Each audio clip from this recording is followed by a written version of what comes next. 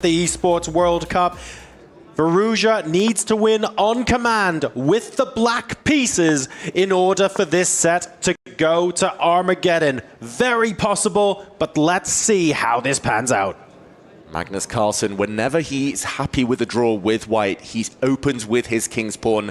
It's just a fact, he knows his openings. It's so difficult to create winning chances with black. He tries the Sicilian Alireza Firouzja. He's met with the Alapin, the C3 Sicilian. This is something Magnus has used on multiple occasions, including in the World Cup final against Prague, when he just needed a draw with white. Firouzja, he needs something special now. And David, I know that the Alapin Sicilian is also one of your pet openings, something that you've employed so many times. Magnus Carlsen does it every time that he needs to shut down the game. Where do you think, approaching this as blacks, with the black pieces, will Alireza find his chances? What are the plans that he needs to put into place here?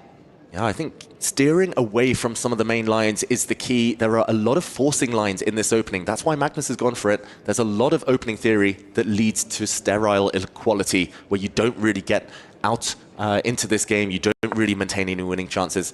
Okay, I was going to say, play something offbeat. Pawn to b6, we see the eval bar rise. That is very offbeat. Doesn't fight for the center, but I totally understand the reasoning for it. I was going to ask you, when you would play the Alapin, was there a move by black that you feared that perhaps Alireza could try? Pawn to d6 is the best move, but in terms of winning with black, I'm not so sure. Equalizing is normally the goal in chess with black, but not enough this time. b6, he just wants to fianchetto his bishop. Magnus might be forced to attack if Firouzja doesn't play in the center. Magnus is going to go on the front foot, but maybe that's not what he wants to do. And for white, one of the very key ideas is to go d4 in these positions. You want to get that center control, get the bishop out to c4, try attacking the knight as well. But Magnus, he takes a pause, so definitely b6, a surprise. So, Magnus Carlsen down on the clock. Okay, not by much, but it's so rare in this grand final, we might as well mention it when it happens. Alireza Firouzja, though, not looking just for an equal position. We need to win, remember. Pawn takes pawn in the center of the board. Firouzja looking like he wants to hopefully start building a little bit of clock advantage. Recaptures with the knight. And finally, Firouzja goes down to below 9 minutes. Still very, very early on in this game. Still just move 6, and both players definitely freestyling. Neither side has studied this one before, we can guarantee that. Knight takes pawn on d4. Normally you want a queen there, but Magnus senses the white knight will be very active. The white queen could jump out early in this scenario, and Firouzja needs to just trust himself. Make moves at this point. The bishop comes out quickly. I like the way he's handled this opening, I've got to say. Alireza, I think he'll get it some chances at some point. The black knight kicked back meanwhile, and the game goes on. It does go on, and this rivalry goes on. You know, I'm thinking right now of back in 2021 when Magnus Carlsen shocked the world, moved away from the World Championship crown, walked away from it, but said that he would be willing to fight if it was Alireza Firouzja who would challenge him, who would go on to win and then challenge him. That would make Magnus interested in getting back to the World Championship. That's the kind of respect he had. That's the kind of challenge he wanted to relish against the prince, Alireza Firouzja. And we never got that classical World Championship match. But we're getting the matchup here at the biggest global esports stage, at the esports arena. The king versus the prince, but so far, it's been a Magnus Carlsen show. Do you think maybe that that actually plays on Firouzja's mind as well, knowing that Carlsen has said that about you? It's very difficult not to let that affect you psychologically, going, ooh, this is the match that he said he'd be happy to play. I really need to not disappoint. I need to go in with a bang. I need to really prove myself. And so far, we've seen flashes of that brilliance that does enable him to compete with Carlsen at the highest level. That said, he hasn't been able to consistently show that throughout this grand final, at least not so far. Yeah, there's two ways you can take compliments from the world's best ever player. You can say, oh, thank you, I'm going to prove you right. Or you feel the pressure, you feel the expectation. And I mean, instinct-wise, we've seen it so many times. Firouzja digs himself out of trouble on the clock. That's because his instincts are just fantastic. And there we see Team Liquid and the fans looking happy right now. But yeah, Firouzja just hasn't been trusting himself. He needs to go for it now. Pawn to h4, not liked by the computer, I should mention. Magnus Carlsen wants to win this one in style. He's trying to punish black for not finishing development, not castling yet. But the white e-pawn, a bit weak. I'm liking Firouzja's chances here if he can strike somehow in the center. This move just makes me feel like Magnus wants to have fun in this game. There's absolutely no reason for him to go for this. You know, you play the Alapin, it signals that you want to keep things under control. Then you push the H-pawn voluntarily instead of continuing with development and getting your king to safety. Magnus Carlsen is in for a fight, but that is exactly what might give Firouzja his chance.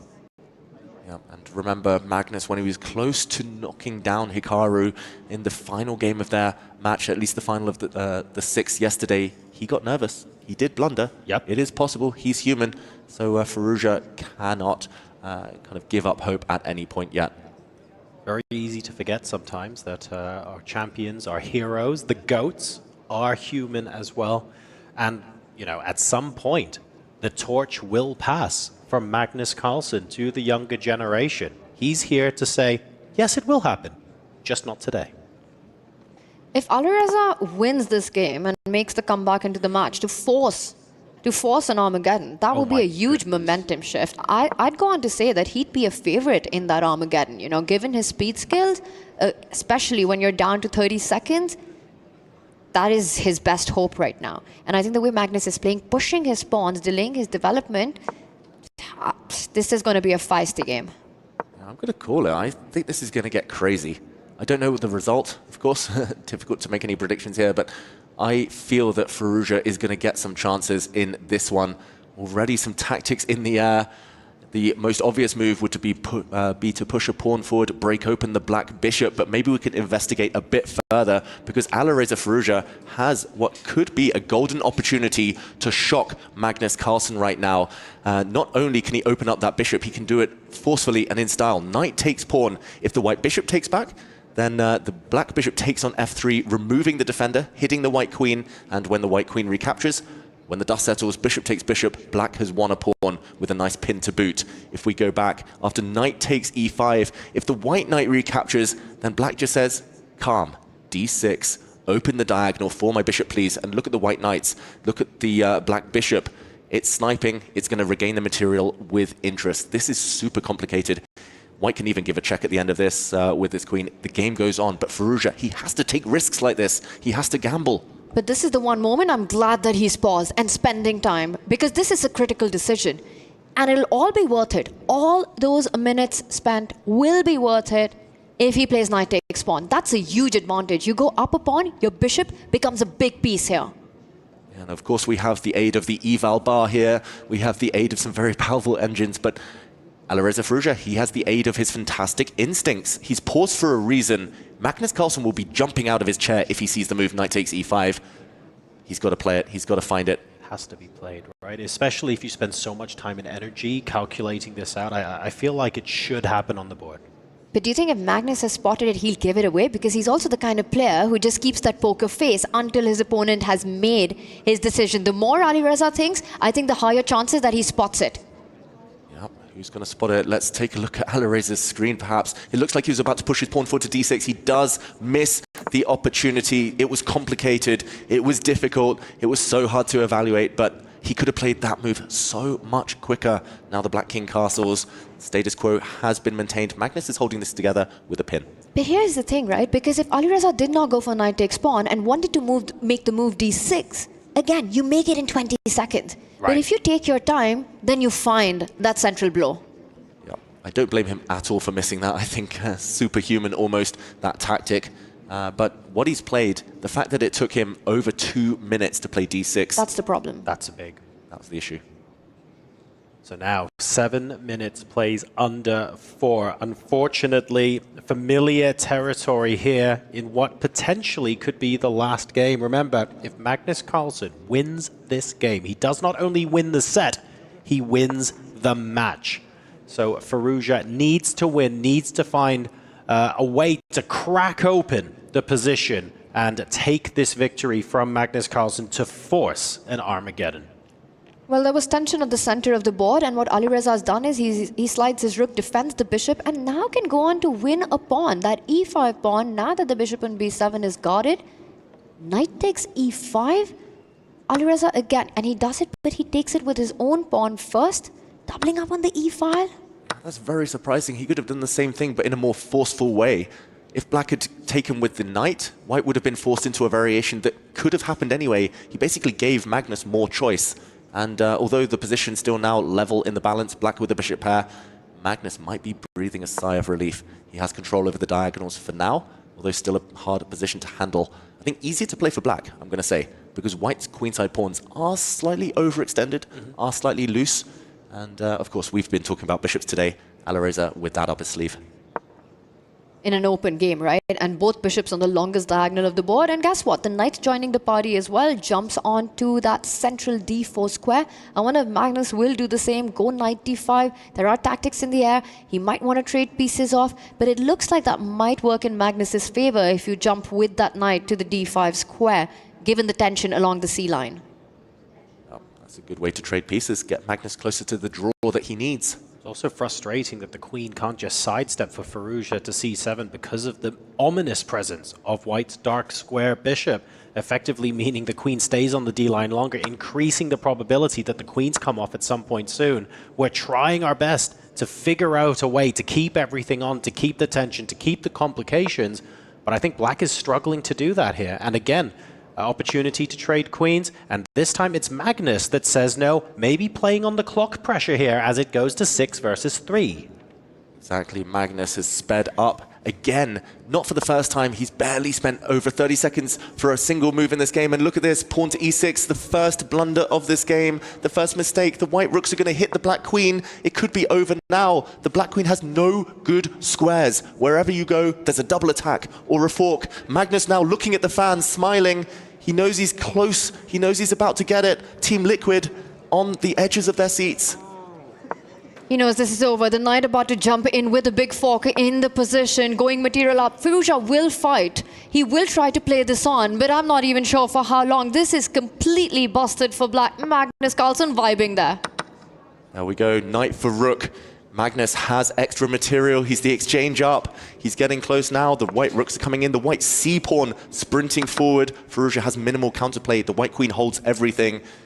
Is this the final few moves of the Esports World Cup 2025? The black bishop trying to stem the tide, but it's desperate now. Desperation on Firouzja. Magnus there, he wants to put the finishing touches as quickly as possible, but the whole show, the whole match by Magnus has been dominant so far. This is absolutely incredible. Alireza Firouzja in a must-win situation. Magnus Carlsen had no business being this aggressive, gunning for this victory, but he only knows one mode. He truly has the heart of a champion, and he is displaying that here, saying, yes, I get that a draw is good enough, but here, watch what I can do. Well, here at the Esports World Cup, he knows only one mode. That is that when liquid flows, it drowns everything. Absolutely incredible stuff. Imperious from Magnus Carlsen, but it's not over yet. 5v2, material advantage. All the chips are stacked in his favor. Blunders can still happen. It is never over until it's over. He has to earn that full point. Everything is earned here. Magnus Carlsen looking up. He's in calculation mode, trying to figure out if he can force it here and now. But there must be a little bit of a ghost in his mind. There was a blunder in game 1 of this second set when he had a winning position, up on time, up on the board. So Magnus, that's why he's double checking everything. That's why he's slowed down slightly. The longer this game goes on, the more hope for Firouzja. It's just a challenge, staying alive. Remember, you make your own luck. You need to try and find a way to tempt Magnus into that mistake. Those mistakes do happen, but Firouzja needs to make it happen on command. Queens off the board, and victory looking that much more remote. And Magnus needs only a draw to win the match. He doesn't even need to win this game. He's completely winning. And look at this, the c-pawn now forcing its way through. We're going to see the final move of the tournament. Magnus Carlsen takes the victory. He wins game, set, and match against Team Falcons. Alireza Firouzja, Team Liquid will take home the 1,000 points for chess at the Esports World Cup. The GOAT reigns supreme, world #1, and now your Esports World Cup champion, Magnus Carlsen. Incredible stuff. What a performance by Magnus in the semi-finals, taking down Hikaru Nakamura in an epic battle. Comes in today, completely steals the show. You know, they say chess is a simple game. Two players play, Magnus Carlsen wins. This was absolute domination. And Team Liquid rises to the top, and the king stays on the top. Fans on their feet, incredible scenes in that arena. Quick action replay here of the final few moves, but ultimately Magnus had done the hard work. He won the exchange, he was already up in the match, he forced the queens off, later managed to push his pawn, and game over. Firouzja, unfortunately, helpless. Incredible stuff. I mean, start from finish, right? You think about set one, just everything he did, how he converted this, needing only a draw in this position. But you know what? He's just too good. He wins, goes on to win this game, a 3-1 victory in set two. What a performance. Just brilliant stuff by Magnus, taking down the world number 2. And finally, the firebrand, Alireza Firouzja. Yep, incredible scenes. Magnus looking fantastically happy as well in those graphics. There we see him with a smile as the final key is given to him. It's about to fall prey to the world number 1. There we go. The Keymaster hands the winning key to put into the trophy, which now belongs to world number 1 and now Esports World Cup champion. An absolutely incredible achievement for Magnus Carlsen.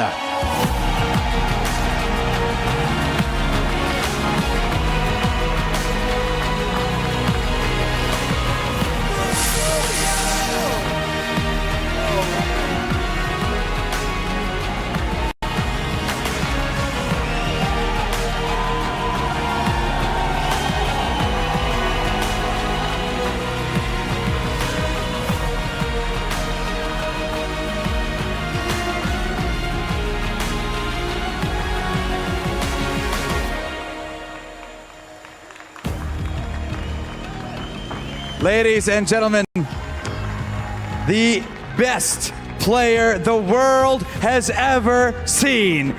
Team Liquid's Magnus Carlsen!